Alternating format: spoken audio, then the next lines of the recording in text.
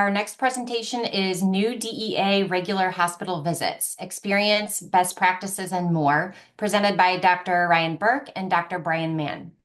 Dr. Birk is the Regional Director of Pharmacy Service at BJC Healthcare and an Adjunct Clinical Assistant Professor of the Pharmacy Leadership Curriculum at SIUE. He serves as a member of the SIUE School of Pharmacy Advisory Board and the ICHP Government Affairs Division. Dr. Birk obtained his PharmD from SIUE and a Master of Health System Pharmacy Administration from the University of Kansas, where he also completed his PGY1, PGY2 HISPAL residency. Dr. Mann is a pharmacy manager at Memorial Hospital in Belleville, Illinois, where he is responsible for overseeing pharmacy operations and compliance with hospital policies, state regulations, and DEA requirements. He obtained his Doctor of Pharmacy from the St. Louis College of Pharmacy. Please welcome Drs. Birk and Mann. Thank you for that introduction. We'll start the presentation off with no conflicts of interest, and I'll go through the learning objectives to kick us off. So key focus for today's presentation, Brian and I had the pleasure of having a unannounced DEA visit that wasn't as a response to a loss investigation. And so we wanted to share kind of our experiences with a larger group about that experience, and also with the support of the DEA administration to share kind of best practices and things that have come out of it to improve kind of controlled substance compliance across both Missouri and Illinois.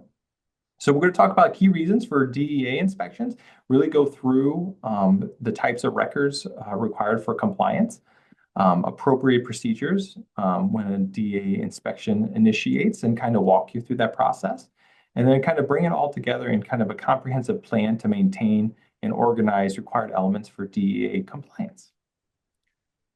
Our case today is very similar to our scenario, but a DEA investigator arrives unannounced at your hospital to conduct an inspection at 9 a.m. on Monday morning, not in response to a 106 or any other kind of loss or an active investigation.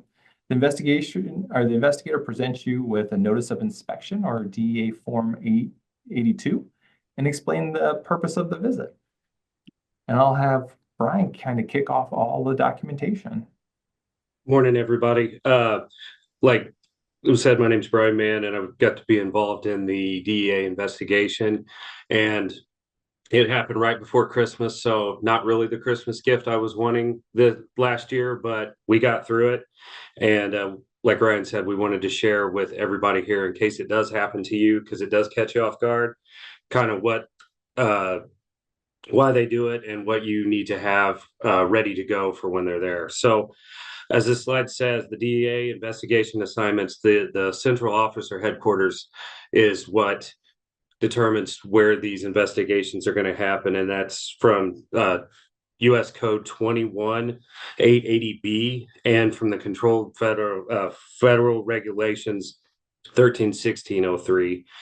And it's anybody that has a DEA license that can order controlled substances. So researchers, importers, exporters, drug distributors, pharmacies, both hospital and retail. And remember, the fiscal year for the government's from October to September, so that's when those are assigned. So there's type of record, there are records that we have to keep that the DEA wants, and this is determined by the Controlled Federal Regulations, Title 21, Chapter 2. They determine the record retention, how quick you can retrieve them, how long you need to store them, and it's based on controlled substances schedules 2 and 3 through 5s. One of the biggest things they wanted to know right away was they wanted our current state and federal licenses. They immediately asked us and told us that they were going to want our most recent biennial inventory.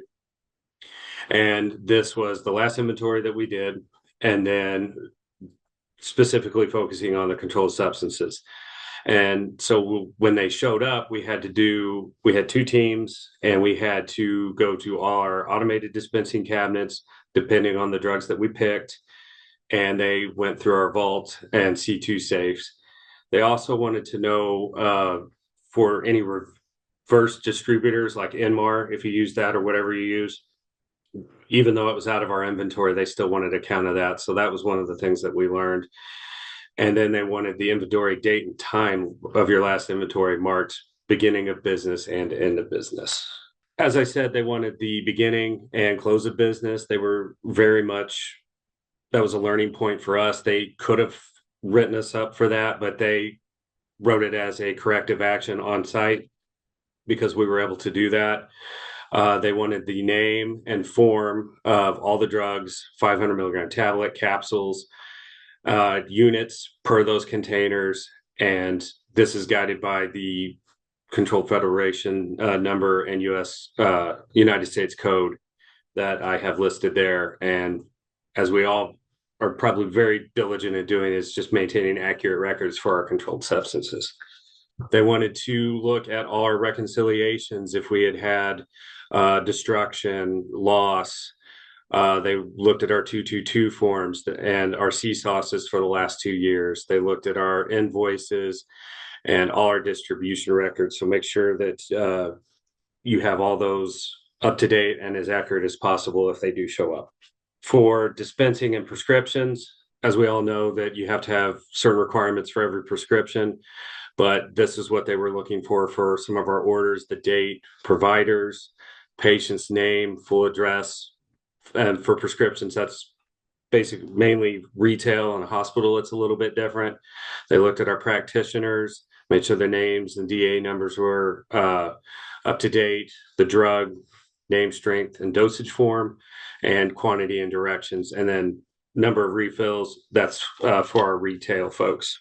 And then they looked at our disposal and destruction as outlined by Controlled Federal Regulation 21.13.7.05. They looked at our theft and loss. They wanted the quantity, any specific controlled substance, they wanted access by all individuals and activities, any patterns, if there was diversion candidates, and local trends and indicators.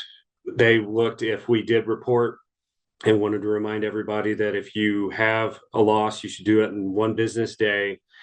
Any in-transit losses, like deliveries to your hospital or pharmacy, make sure you're filling out the DEA 106 forms. And if you need to, report to the local authorities because they will ask for that. They looked at our power of attorneys for executing our 222s and CSAUS. And they specifically did look for the requirement, because this is required to have the registrant, your designated POA, and 2 witnesses all sign that document. And they did look at those. So they did have specific questions for us about our hospital, and they had security requirements. So what they wanted to know was, how was our building security? They wanted to know the size and description of the facility. They even wanted square footage. They wanted the acreage of the site. They wanted to know how many patrols our security team did. They wanted to know what police department would respond if there was an event. They wanted to know specifically about our pharmacy floor plan, and we had it, but they wanted specifics. They wanted the floor plan, but they wanted to know if there were any cameras in there. So Ryan and I got together, we got our floor plan, and we mapped out where our cameras were. They wanted to know if we had any panic alarms, so we had to mark those, where our vault was for our narcotics, and card readers, where they were, and the entrances in and out. So we had to kind of make that for them. They asked us about effective controls against diversion. Here at our hospital, we have software that we use to monitor pulls from our automatic dispensing cabinets and to our EHR, and make sure that everything is matching up. And then they also look to see if you had any employees that might have had a felony drug conviction, because you're not supposed to hire those individuals unless you have a DEA waiver that has to be approved by the DEA. They asked us about our personnel, how we handled background checks. They wanted, and this was both for potential employees and current employees. They asked us if we had a drug diversion response team, if there was loss, who all got together. They were looking for multidisciplinary, for the hospital, mainly probably there, but multidisciplinary groups that got together, reviewed any potential diversion and how it was handled.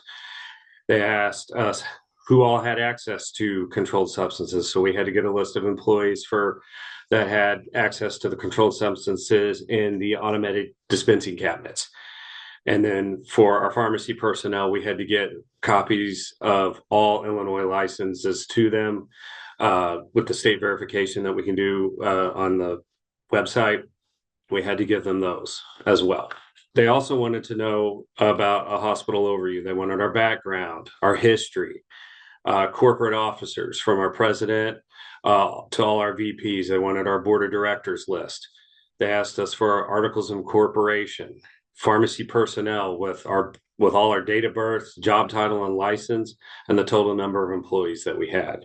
Now, I will make note that on the pharmacy employee information, articles, like a lot of this information, they did give us a administrative subpoena that was make sure that we could give those information because we had to go through human resources, and it was a requirement from our legal team and our human resources team. So just want to make sure that you can ask for that when they're there, and they're very they will do those for you, and they won't diss you for that or anything like that, but you have to have that to give some of this information out. They wanted department background, like what we did, our floor model, where our shifts were, where our pharmacy personnel were.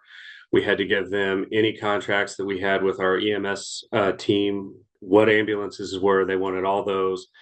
They asked us specific questions about how we compound our controlled substances in our hospital, and they looked at how we participated in the Illinois Prescription Monitoring Program. I want to test your knowledge. So what must be included in the inventory records for controlled substances according to Controlled Federal Regulation 21-1304?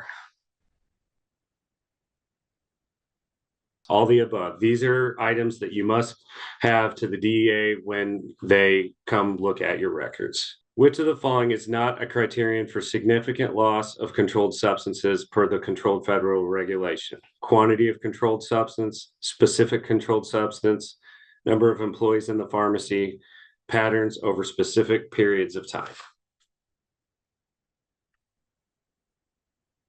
Number of employees in the pharmacy is not for significant loss for the DEA. According to the Controlled Federal Regulation, who cannot be employed by a registrant without a DEA-approved waiver? Individuals with a misdemeanor drug conviction, individuals with a felony drug conviction, individuals with no prior work experience, individuals with a traffic violation. Yes, B is the correct answer.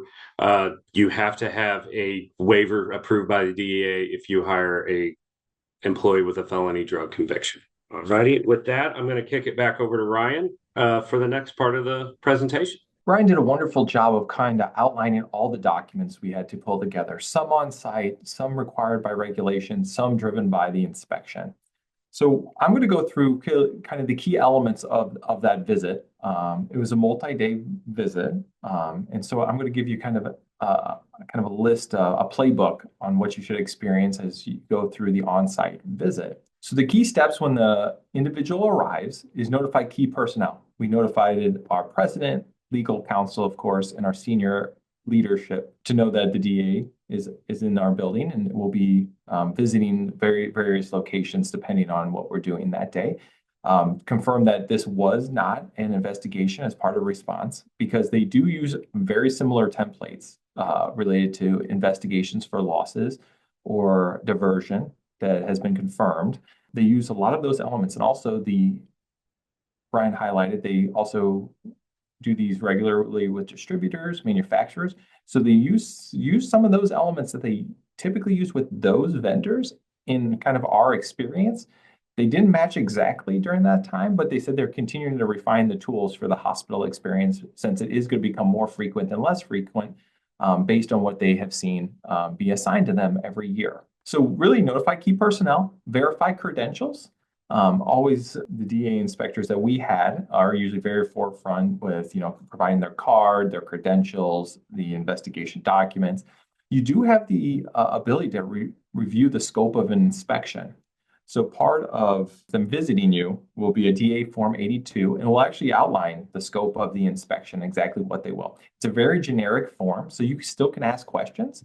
And one of the key things is that has to be signed by an individual that can sign legal documents for the organization. So that sometimes can be a pharmacy leader or the pharmacist in charge, or would have to be a different individual in the organization.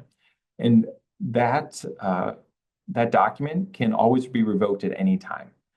Just so you know your rights as part of an investigation, that's one key thing. You could always revoke that investigation right. Now, that will proceed to different processes, and the DA will continue to kind of investigate along that, but you do have that right as part of the process. You can ask for a list of requested documents. Brian kind of highlighted those. Those were some identified at the initial meeting of starting the visit, but also those were kind of added on as they went through our processes and understood, the hospital setting a little bit more, and how they may have asked for a document X, but we provided a document Y, and trying to see how those are kind of equivalent based on what they've seen in manufacturer or distributor experiences. Key thing is designate an organizational point of contact. The DEA will have a number of inspectors, typically a lead inspector. It's good that they have a one-to-one connection with someone at the organization that all information goes to, and also all information out of the organization goes to that person to the DEA. Cooperate and document. I can't think always this is that I think you're both trying to have a successful visit to continue to secure controlled substances in the way outlined by federal regulations. And then document just everything that they need or they want, because as you go through these inspections, like a Joint Commission visit or another visit, they may be asked for a number of documents at different times, and you may have to come back and clarify a number of things. So key focus is, document and have a scribe is really one of the key things that we had. And then follow up, making sure you close the loop. So those are kind of the key elements when they arrive. So let's talk a little bit about the timeline. We went into what their arrival, we've checked their credentials, and you sign your initial notice of investigation. The next thing is you start talking about which meds you're going to randomly audit, and you select your meds. Then 2 officers plus someone from the pharmacy that has access to controlled substance will go count those in every location in the hospital. Then the process between your inventory from 2 years ago and the moment that you just did it, you begin the reconciliation process, which is the most challenging part, I think, of the entire investigation. Then you have investigation questions. Brian highlighted many of those as he was walking through those of saying, hey, they asked for this. This isn't technically regulatory, or you wouldn't have these at your fingertips, like articles of incorporation or board members. So those kind of investigation questions kind of fall into what's follow-up actions and when they would like the DA to have those items.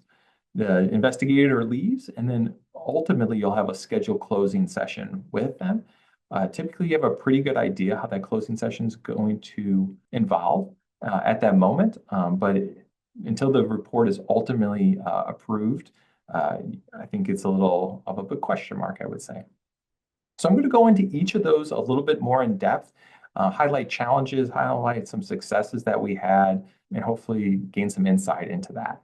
One, the arrival and sign the notice, you have to require someone that has legal authority for the organization. So if the pharmacist in charge does have that authority, or you have to have a vice president or above, is typically what I've seen across organizations.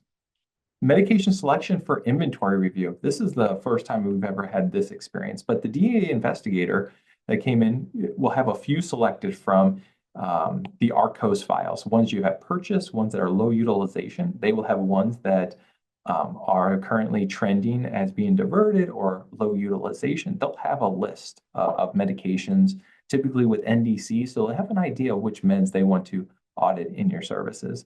They will always include controlled substance 2 through 5. They make sure that it's not all C2s and that they have 3 through 5s as well. They won't do a very focus on the C2 controlled substances. They'll focus on, like I said, trends and low utilization, and then any recent report losses. So if you have 106s over the last 2 to 3 years, they'll look and potentially audit that controlled substance. And we had the opportunity, since our investigators were interested in the hospital, that we actually had an opportunity to kind of provide them recommendation for specific medication that we would have them audit. One of the key criteria is that they didn't want to interrupt patient care. So they didn't want to have to go into an OR procedure room to count controlled substances because of just the impact it would have on patient care. And so they were very sensitive to that. Now, that we still did go into patient care areas, but not as intrusive as you would say as an OR procedure or something along those lines that would critically impact patient care. So you have opportunities, and also we provide the opportunity to also provide agents that they would not see at other places that they would only see in a hospital. So let's talk a little bit about counting the inventory. And we've selected our medications. We both kind of agreed upon which medications we think we should audit. I don't know if every inspector would give everyone the opportunity, but in the back of your mind, if you had one or two agents, you would provide a good representation of your diversion prevention program. I think those are the ones we always want to have in our mind to provide to them. When we started counting our inventory, this would be the closing inventory, what the DEA would call it. Really, all automated dispensing cabinets. Think about waste and return bins as well, because technically they are still underneath your DEA registration and maybe in kind of limbo between your main C2 safe or controlled substance vault that's in the pharmacy, your automated dispensing cabinet on the unit, and kind of being in return in that full cycle that happens inside our hospitals. The main controlled substance vault in pharmacy is the first place they will go and start counting items. Secondary storage locations, carousel or automation. If you do have controlled substance, for some reason you intermingle your 3 through 5s in your inventory. Also, with the number of shortages we currently have, why we have a lot of automation and a lot of direct inventory, we may have the dual lock scenarios where we have extra storage agents that would come up on the ordering platform, that ARCOS. And so you have to also consider those other areas you may have to temporarily designate to store controlled substances effectively, but they would count those as well. And then one of the key focus areas was expired medications pending destruction or reverse distributors. The two major automated dispensing cabinet vendors, I think, have reports for this. I think making sure that those reports are pulled as part of your entire inventory and that they also count those pending destruction and reverse distributor locations will be key, because they'll actually ask and we'll work through those. So a very robust kind of on-site closing inventory will be completed. And so you have your inventory from 2 years ago. Brian highlighted date and time. I know it says beginning of business and close of business. Hospitals are unique in that we're open 24/7, and any report that's written or any count we have is potentially immediately expired based on when that ultimately occurs, because we're continuously dispensing or returning medications throughout our institutions. So I think it's really key to highlight to just put the exact time that they are counting, even though maybe the report has a different time on it because that's when it was printed. Final inventory, we just went through very robustly. And then I say now the fun begins, because I will say the on-site visit, this could take the most amount of time than what we described. So this is a replication of kind of what we had to do related to beginning inventory and ending inventory. So I gave an example here. And really, the two red boxes highlight the two numbers that have to match: total accountable and total accounted for. So total, and I'll go into each one of these elements, but what we're ultimately trying to do is find no difference between the two and a percentage of 0. Now, the DEA will never publish this, but I will say that perfection is what we're hoping for, but we may or may not get to perfection kind of with this reconciliation, just because of the dynamic nature we have in our hospital, and that, a 1 minute one way or other could mean a dose dispensed or a dose returned or a dose destroyed. And so I think that, or wasted, I should say. So it's not perfection, but that's what we're at least attempting to do. So I'm going to walk through kind of the elements in each one of these and go into a little bit more detail. So the starting inventory was 2 years ago. I highlighted, make sure that at exact time and date that inventory was complete, because all of your dispensing records after that, you have to draw a line and see how many actually were dispensed versus how many were actually counted in that inventory. And 2 years ago gives you a large amount of time for a lot of transactions to happen. And when you get really close in the numbers and, ones or twos in one way, it has a lot to do with the time that exact inventory was done. And then standardized reports that matches final inventory locations. meds in our automated dispensing cabinets on the floor, plus our C2 safe vault, plus our return and destructions, plus the return bins. Those 4 inventory locations and then secondary storage locations. There's potentially 5 different locations, and there's probably more than that reports. So making sure that you compile and reconcile those in your starting inventory, but also in your ending inventory that you just did with the DEA, kind of making sure that all those reports come together and all those numbers get added up. Because when we were on site, one of the challenges is we were getting these numbers and reconciling it, but then we say, oh, we forgot the destruction bin, and then the numbers became closer to perfectly aligned. Here's a couple things about received. DEA ARCOS data is number 1, but distributors' direct invoices should potentially be in the ARCOS data, but at times, if they're from 503Bs or other compounding pharmacies, that could be slightly different. Also transfer from other hospitals, then transfer from a different organization. Now, 222 forms and et cetera, but 3 through 5s and kind of how you document that could be a key factor. So that's the total accountable. Now, total accounted for means the items that are in your closing inventory, distributed, wasted, et cetera. So this is where I think a lot of complexity comes into play. So you close an inventory completed by investigators, and then distributed includes all of these items. So we made it very broad from prescriptions, orders to dispensing. You may use an electronic health record, dispensing records to do it. I put an asterisk by that because I think it's very challenging because typically the electronic health record doesn't capture waste related to a number of agents, say a tablet. It's typically in your automated dispensing cabinet. If you have that visibility in your electronic health record, that may help. Also, I think the previous presentation really highlighted potentially using software to also do that integration. We have that software. Part of the DEA visit, we leveraged it to validate the information we were provided to them, but we provided source data information, actual reports out of our automation to kind of support the distributed function here. And so automated dispensing and pharmacy dispenses that don't go to a automated dispensing system also is a key factor there. So that's kind of why there's an asterisk. That's a lot of information to pull together in a compelling manner, but is something that they kind of expect and we had to walk through. We talked about waste and returns, automated dispensing systems, EMR, pharmacy, or even the paper waste documentation. And exactly where is that documented, or is it actually on paper? So those could be avenues for waste and returns. Theft or loss, so 106 forms would also be contributing that number. And also destruction documents, or DEA Form 41. And then reverse distributor records would be really crucial. And they will actually pull a number of reverse distributor records that you have, the 222 form, and also how it corresponds with automated dispensing cabinet or your inventory that actually said it went out the door. That's a lot in distributed, probably just scratch the surface of a number of different things at your institution and the number of things that could potentially be factored into that distributed. And also anything that you actually just distributed or transferred to a different organization. What we hope for with every one of these is that medication 1 has a total accountable of 200 in this case. That matches the total accounted for by pulling all those documentations together. The difference is 0, and we have a percentage difference of 0% and full reconciliation of that agent. They typically picked 8 agents for us. So we did this 8 different times. One of the key things is that the DEA looks at it from an NDC perspective, highlighted that we don't document by NDC in a lot of our automation. So some of those reports don't align perfectly.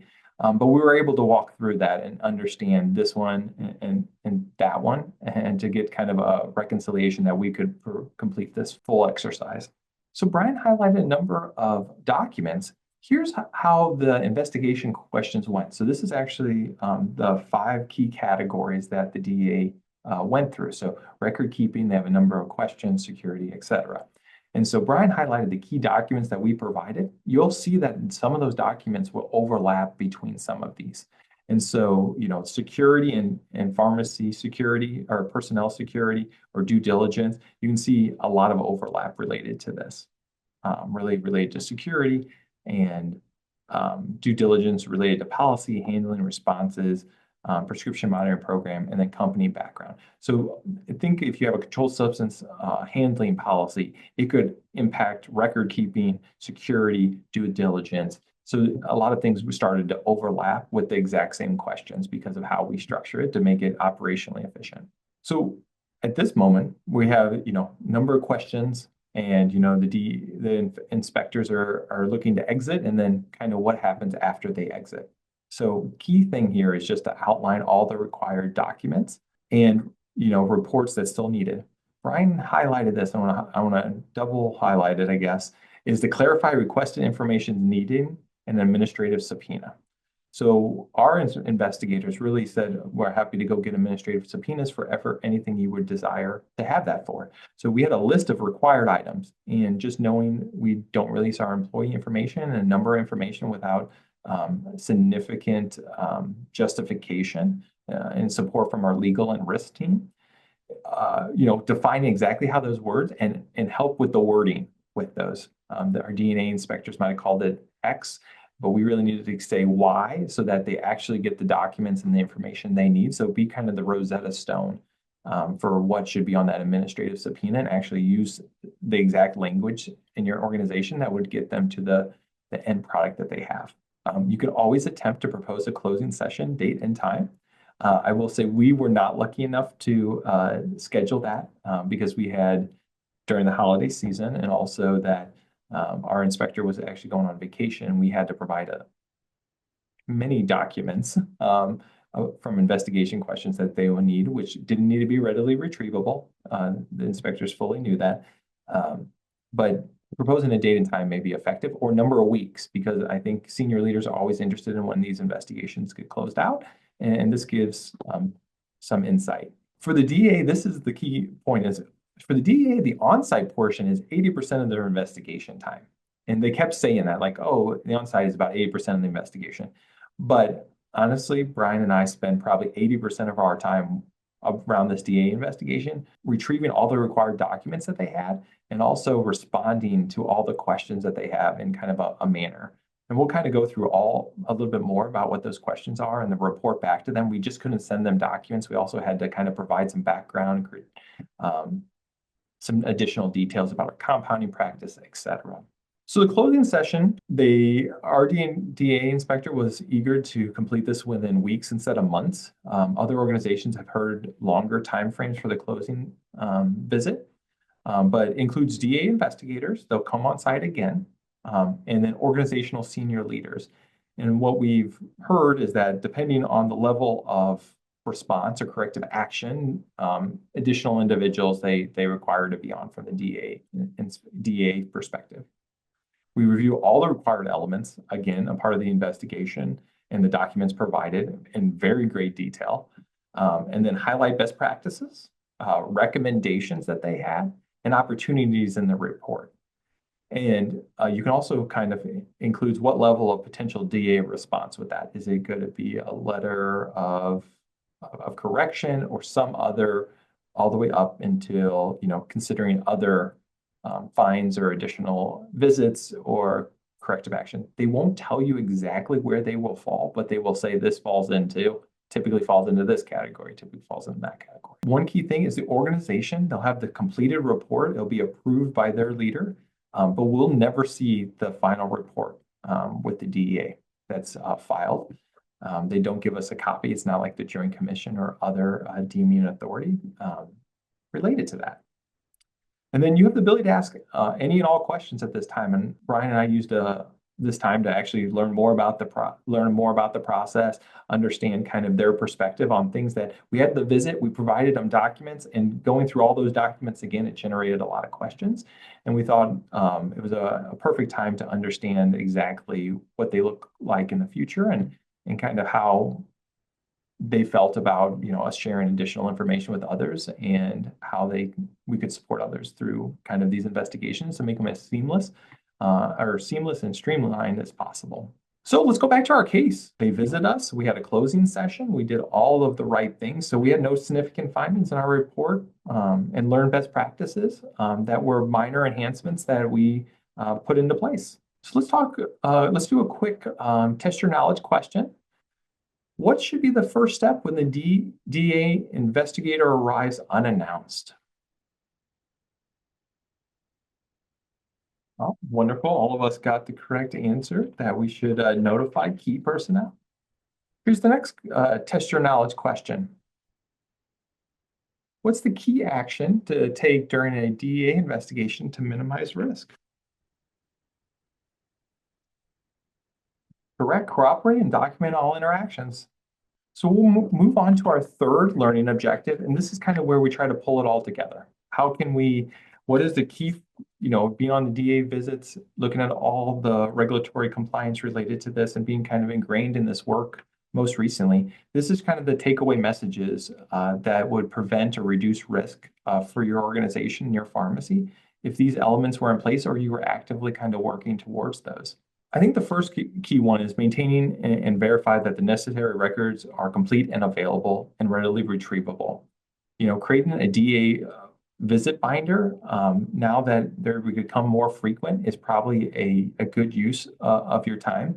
I think we do this for our pharmacy inspectors and a number of different things, and a lot of the elements are very similar, but slightly different. I think, digital, even a physical binder, because they will show up unannounced. And so, the key person that's kind of organizing that work and knows where everything is, it's always good that they're not on vacation that day, but some kind of organized fashion of some of these key elements would help. Implement a controlled substance prevention program. So one of the key things the DA has been focused on, if you see a number of their presentations that they have discussed, it's really focusing on implementing controlled substance prevention programs and kind of what's the organization continuing doing to try to reduce diversion or identify diversion, and helping kind of meet the essence of what the DEA is trying to do related to controlled substance. So one key is establish a progressive disciplinary policy for staff who lose controlled substances.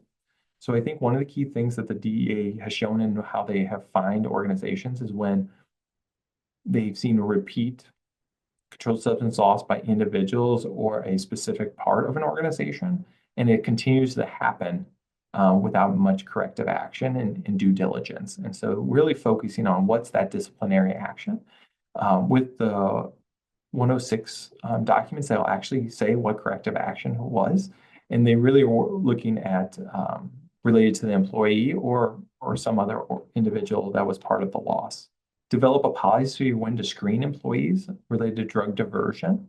This topic is, I think, across the organization, it's kind of polarizing, meaning some are on different versions of this. The DEA is very pro policy to screen employees randomly, or if a diversion is suspected. One or the other, I think organizations, that can be a polarizing topic, but they do support a policy to screen employees for controlled substance, especially related to diversion.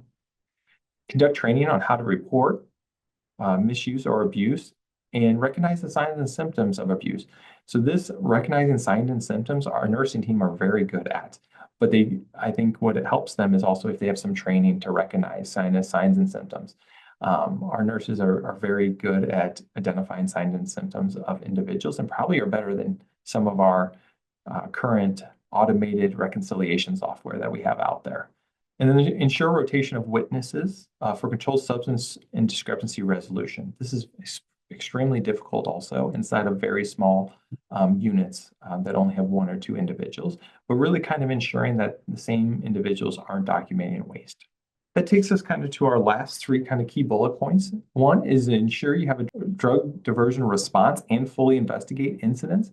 If they're reported, the DEA knows that we have very busy jobs and very busy individuals, but one of the key things is that they just want that due diligence to fully investigate and do the best job you can and get it as far as possible.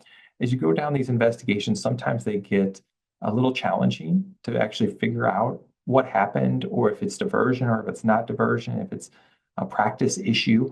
But one of the key things is that to show that those processes were and that it was kind of fully investigated to your potential. And then the next thing is just continuously improving security and handling of controlled substance. One recommendation, this is not a DEA recommendation, but one key thing from ASHP was the complete best practice gap analysis at least every 3 years. Just go through one of those gap analysis and kind of as you walk down and just highlight things that you know are probably your biggest gaps and document enhancements that you're trying to make over the next year. And then over the next year, and then show that you have made those enhancements. I think that goes a long way when the DA comes and visits your institution, and to show kind of the proactive approach. And then this last is a direct quote from the DEA, was how they kind of recommend diversion prevention programs for an institution. And that's really focused on a multi-layer approach that addresses process, practice, culture, security, and strategy is recommended. And that, in essence, if you're kind of working towards how to prevent diversion, and you want to see what are your gap areas, if you kind of hit those key elements, you have a great comprehensive plan for your DEA readiness. And with that, we'll go through our final test your knowledge question. So what is a key component of a comprehensive DEA compliance plan?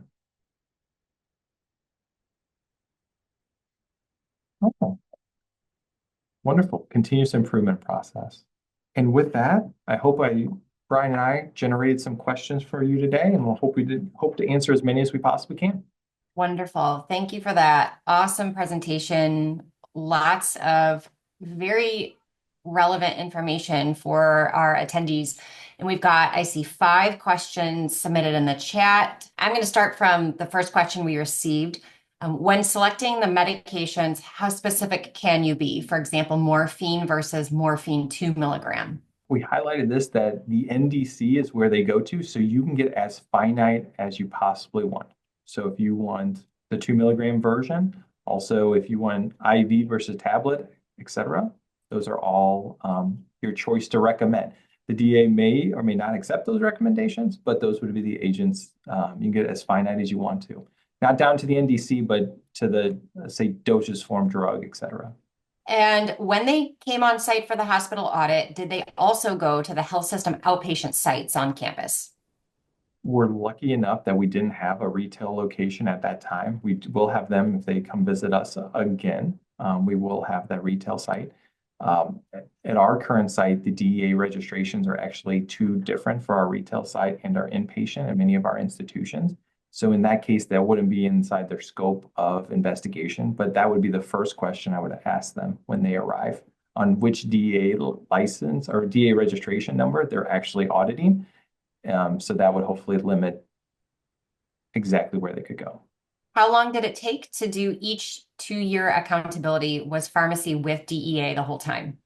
Yeah, we had 2 separate teams. We had a team that went up with the DEA agents on the floor, and then I myself was with the 2 lead investigators at our C2 vault, and we got that done, the count probably done in 2 hours, maybe less. And yeah, we were just very on it. So yeah, when you say, Ryan, it took us about 2 hours to get that counted. Yeah, our agents were for a hospital of about 200 beds, were more focused on low utilization, because we didn't pick the high utilization agents because it would have taken an extended period of time. So I think the product selection will dictate that, and then also we pulled a lot of pharmacy people in to help do those counts simultaneously, because it could have been an extended period of time. Did security or leadership participate directly in the visit? Not directly, but we did have to get them involved for the security requirements that the DEA was asking for. Okay, and then the next one I think that came in was, if you were to do this again, what would you do differently?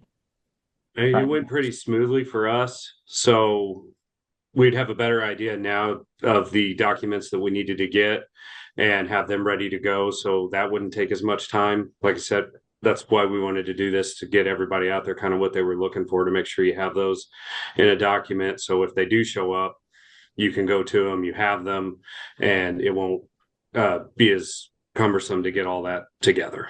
That's what I would suggest. Yeah, if we would do it over again, I think we would, that distributed locations of the drugs and where the waste is and the reports, we're actually, as an organization, going to look at how we can do that reconciliation on that slide. Can we do that in a more quarterly, yearly timeframe for a couple agents to how to get better at that process?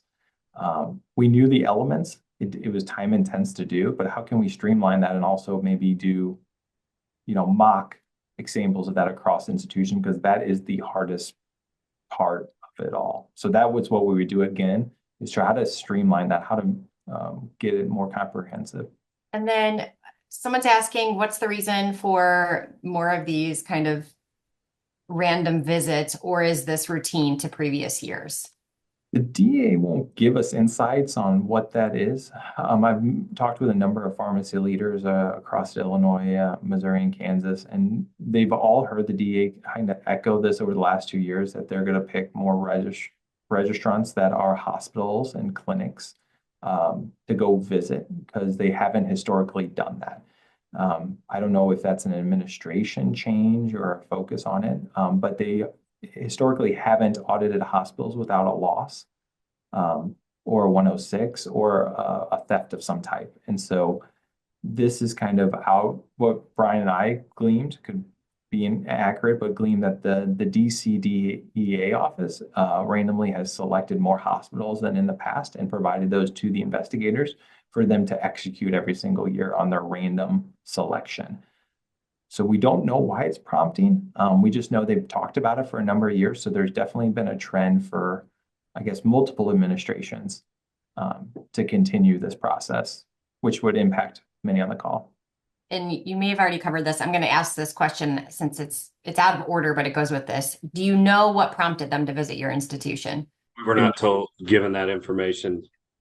And Nope. the investigator was actually like, I've never done a hospital investigation like this before. So, which was kind of nice for us because it was new to him as well. So, it didn't seem as stressful, but moving forward, I don't think others will get that lucky. Okay, so we've got two more here. Did the DEA look at ephedrine? Curious, since Illinois law is different than federal, and then any interest in propofol by the DEA? They did not look at propofol. They didn't ask us about that, and I don't believe ephedrine was one of the drugs that we picked off the top of my head. I should know that, but we kind of got to pick what we wanted to do, and we picked stuff that was not as much in the ADCs because we didn't want them on the floor as longer than they had to be. So we kind of got to pick those, and that's kind of what our strategy was at the time, and they went with it. Yeah, I think they required us to do methadone, I think one benzodiazepine, and then some 3 through 5s, which we recommended. But they definitely wanted to do methadone. They, surprisingly enough, I think wanted to do Adderall as well. So we did those agents. So you can kind of think as a hospital, you're like, okay, these are kind of more retail outpatient focused. So those were really focused to where they are. And then we were able to provide some hospital specific ones that they may have not seen in our retail environment. So we didn't get to, Brian, what do you think? 50%? A little less than 50% we got to pick. They had 5 already on the list that they wanted 8 medications, and they said that I believe at least 5 of them had to be C2s. And they did want methadone and Adderall, so we kind of got to guide them a little bit there. So we went for the lower, like I said, the lower inventory up on the floors is what our strategy was. This one is kind of related to one we had earlier. If there's an investigation for an outpatient facility, will they then look at the hospital as well? Yes, it would be on the DEA, whatever the registration number is. But what do you think, Ryan? They have the authority to do either.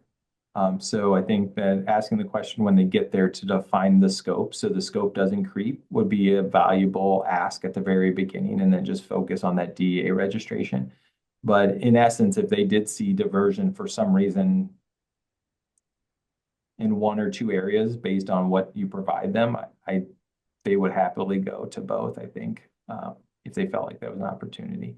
So I think it's just defining where exactly the scope is and trying to keep them to that scope, because they do have authority to go into any DEA registration and audit them per statute.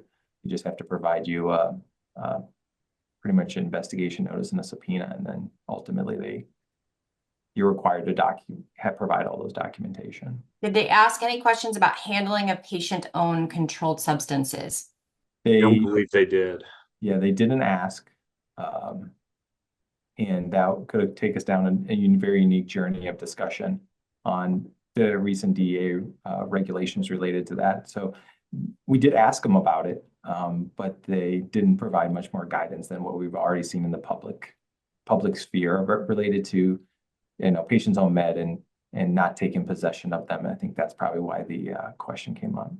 Coming up on time, but I just had one more question for both of you. So this presentation and your slide deck is a great resource for us at our sites, but what other references can attendees go to for help with getting organized in preparation for these visits?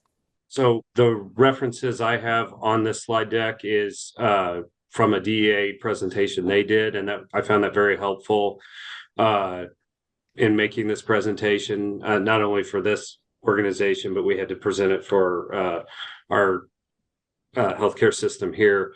And it's this DEA, the second one here, the supply chain conference. Those first two, they're PowerPoint slides, and I was able to get some information off that. And I think that would be a really good reference for anybody that wants to investigate this more. Great. Thank you. Okay, so thanks everyone for joining us. Thank you to Doctors Birk and Mann for sharing this really important information.